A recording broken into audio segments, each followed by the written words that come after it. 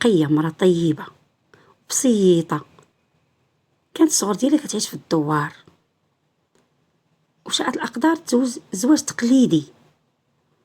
الأب ديالها اتفق هو الأب ديال راجلها بأنهم يزوجوا ولادهم عباس ورقية. راجلها كان سميتو عباس، وهكا تزوجات رقية بعباس ومشات عنده للدار.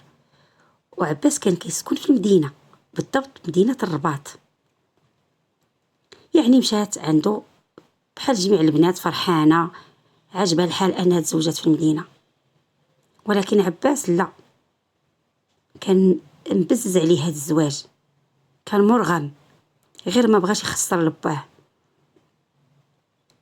رقية جلست عند عباس مدة 3 شهور.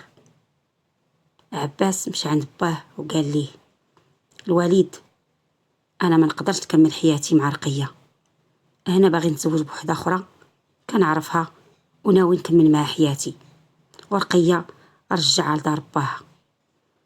هو هادشي اللي وقع. طلقات رقية ورجعت لدار باها للدوار، وعباس تزوج وعاش حياته وولد وليداته، ودازت الايام ومشات الايام. ورقية مسكينة رجعت للدوار، لا راجل لا دار لا ولاد. لان المراه اللي كتزوج مده قصيره وكتطلق وترجع للدوار، يعني كتكون بنت الدوار، كتكون معروف عليها المراه المعيوفه. يعني كل الرجال كيعيفوها وكيبغيو يتزوجوا بها، كتبقى مسكينه حياتها هكاك. دازت الايام ومشات الايام، وعباس كبر في السن وبدا بحال كيندم وكيأنب ضميره انه ظلم رقيه، لان كانت انسانه طيبه وما دارت ليه حتى شي حاجه. ولا كيسول عليها، واللي لقاه تيبغي يعرف اخبارها. دازت الايام، عباس تصاب بمرض خبيث بالسرطان. ولا اي واحد كيعرف رقيه كيسولوا عليها. واحد النهار جات واحد السيده كتعرف رقيه، وكانت هي بنت الدوار ديالهم، غير هي تزوجات في مدينه الرباط وولدات وبقات عايشه تما. مشات تزورو لان سمعت عليه مريض، وقال ليها: واش رقيه بقى عايشه وبخير وعلى خير؟ قالت لي: لاباس عليها، هي مسكينه راه ما تزوجات ما ولدات. قال لي: هذيك السيده ظلمتها وتعديت عليها، ودابا بغيت نطلب منها السماح. عافاك الا شفتيها ومشيتي عندها قولي لها تسمح لي، راني ظلمتها.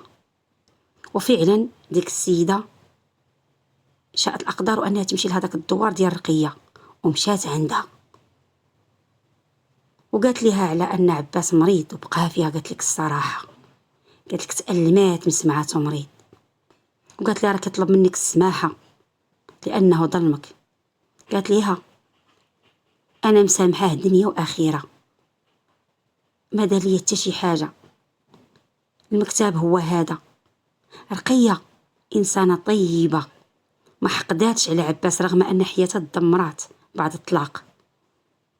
هاد القصه فيها عبره لبعض الناس، خصوصا الرجال اللي كياخذوا واحد القرار ويظلموا فيه بنات الناس بلا ما ياخذوا بعين الاعتبار ان ديك الانسانه تقدر حياتها توقف وتدمر بناء على داك القرار اللي خدا انه يطلقها ويرجع لدارهم.